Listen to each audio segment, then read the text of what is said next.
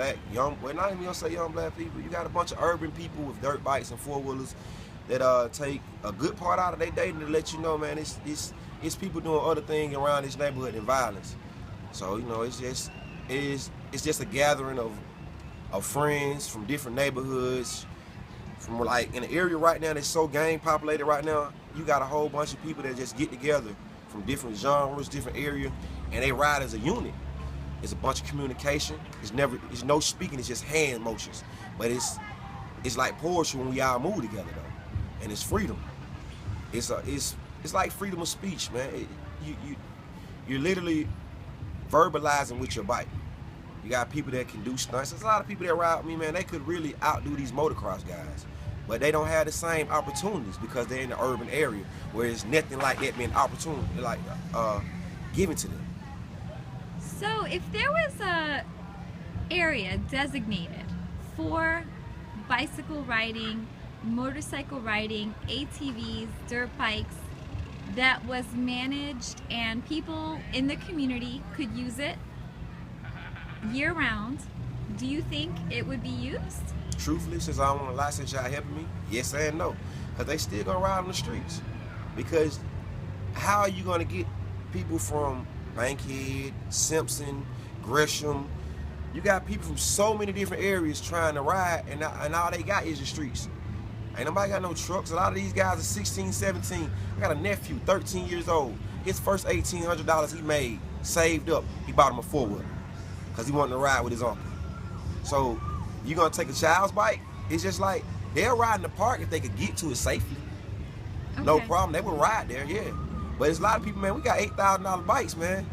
No matter what they bike dirty, they want to ride on the street. A lot of these folks' bikes worth more than a lot of people's cars. No, you're right. You bring up a really good point. It's important to have a section of the park, actually at least half of it, be for bikes, you know, that don't want to get dirty, for just riding.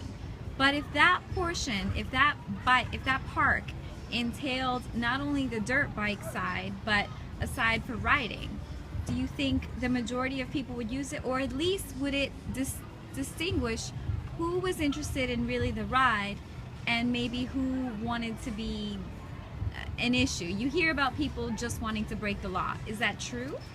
I mean, laws are delegated by people that think that what they're saying are right.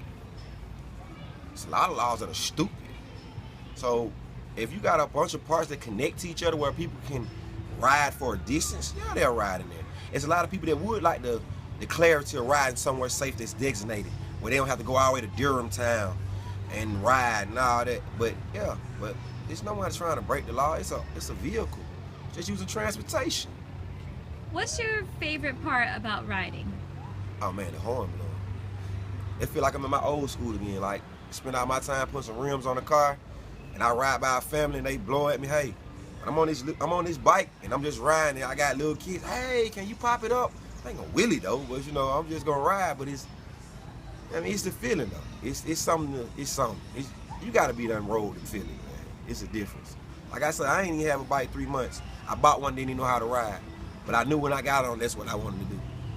Do you think with your movement that little kids who might be affected and brought into challenges regarding gangs could actually join this movement and not join those problematic gangs? If there was somewhere safe to ride that they could join? It's all like I say, it falls back on opportunities. If you got 90% around you that are in gangs and that's what you see, what are you gonna do? But if you got people riding bikes and that's what you see, you ain't even worrying about the gangs, you wanna ride. I mean, it's all about it. It's all about the freedom and the understanding of what's going on too. And then on top of that, like I say, it's a fear to ride the bikes right about now because you don't even feel safe owning the bike. It's like you buy your bike and it can be taken from you just because someone says it's illegal to ride this bike.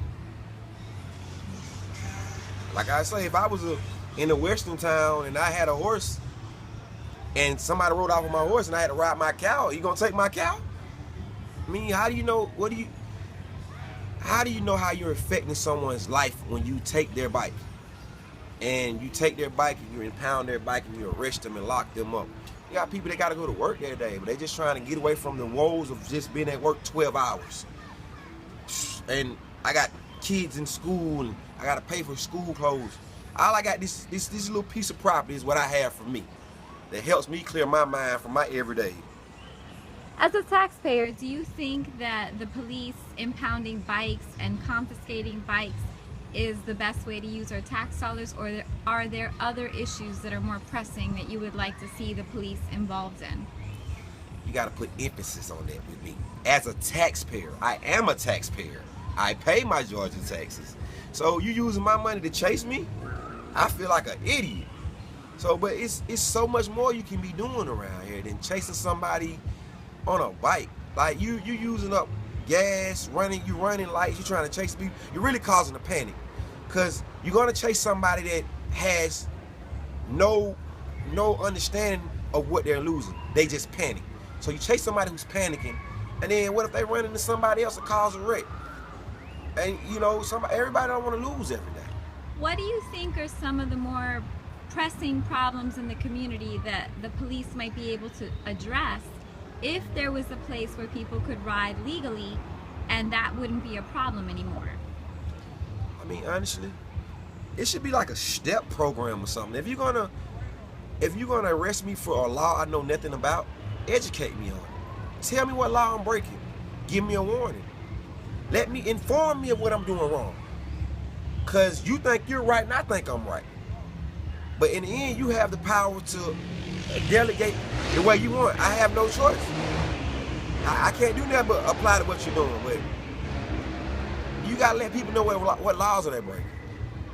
Definitely, it sounds like some education is a part of it. What do you think if the bike riding was no longer an issue because we had a legal space to ride? What do you think are some of the crimes that police could focus on that were really pressing in the community that matter as a taxpayer? We don't have enough video. Maybe some examples. I look at it like this, man. Officers are people too. They just hide behind that badge. I tell police every time I get pulled over, if I get pulled over and get arrested, I tell the police, basically, you just one of those guys that didn't have no authority in high school, and this is your best way of getting it back. That's just something I say. But honestly, you got repeat offenders every day who are in altercations, and you got gang violence, you got reckless shootings, you got rapists, you got serious crimes that go unsolved every day. But to make it like you doing your job, you chasing the smaller crimes. You know, but it's a situation we can go on about all day. What do you think this means to the youth? Youth who are being impacted, who are getting called into gangs, who don't have an outlet. What kind of a difference would an urban, in-town dirt bike, hybrid dirt bike for ATVs mean? What would it give our youth? Opportunity.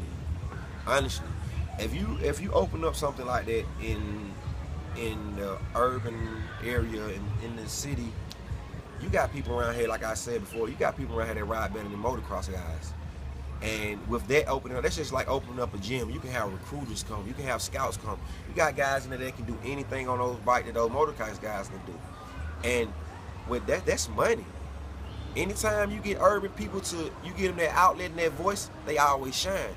Look at any major athletic field right now. It's prosperous. You're taking Cinderella stories every day. I was born in the ghetto. I got opportunity. This basketball is my speech. This baseball is my speech. This football is my speech. Imagine how it would make you feel when this guy raised over here in this neighborhood, this Silver Hill neighborhood, with no other opportunity. Couldn't play basketball, couldn't play baseball, but he can ride this bike like no other. And he gets that endorsement, or he gets that following. That's gonna be big, man. Imagine the marketing. Tennis shoes, Jordans sell every day. Imagine what kind of bike you'll sell if you got a black guy on it, or an urban guy on it. You're gonna sell them. Do you think this would be a park that everyone would be welcome to, that could bridge communities? I mean, the movement bridge states. This bike life movement bridge states. I got people that leave from Atlanta and ride in Miami. We got New York guys that come from New York. We got Boston. We got Philly. This is an unspoken language that the people wouldn't understand. You'll never understand it because you're not trying to hear it. One last question. For those people who say that riding bikes is just about wanting to break the law, only interested in breaking the law. What's your heart response to that? It's ignorance. Just like you think we're ignorantly breaking the law, we think you're ignorant. We think you're being ignorant by enforcing it. You ever? It's like an officer stop you on the street and tell you your tail lights out. Get that fixed. Have a nice day.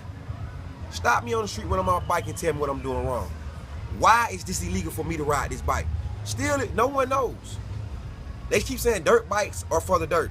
But when you get pulled over on a dirt bike, you're obligated to have motorcycle license. So you're contradicting yourself. How is this dirt bike made for the dirt, but I gotta have a motorcycle license to operate it? But I can't operate it on the street. But you're still implying that it's a motorcycle, it's a motor vehicle.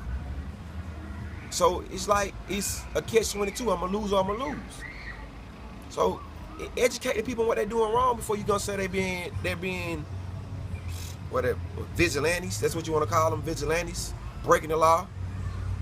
I'm breaking the law because I'm buying gas, purchasing oil, putting it in my vehicle, stopping at lights, stopping at stop signs, obeying the traffic laws, riding my bike. I'm not riding by doing anything wrong. You don't see me transporting anything on my bike. Anybody you catch on a dirt bike, when you frisk them, they have nothing on them. So where are we? Where are we bandits? You looking for the wrong people. You barking up the wrong tree. You trying to impress your captain. You're really embarrassing yourself because the cases are getting thrown out. So at the end of the day, your community, you ride. Do you know a significant amount of people that would use an urban hybrid bike park for ATVs in town? Put it like this. The bike purchase would go up if they had one in town. Because then the mothers that are telling their children that they can't buy those bikes or have those bikes, or know that the child can go somewhere safely and ride their bike and they won't be harassed or their money won't be wasted. So if you want everybody want an economic boost.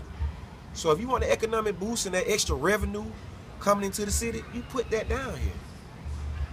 You do that for yourself. It's all about the money, ain't it? Green speaks to everything. So with that being said, that's all they need to know. Can I come on the next ride? I'm finna go get my bike now out the impound. I appreciate your time. We'll keep you posted on the park. Thank you so much. Bye, little lady. You got your glasses and stuff?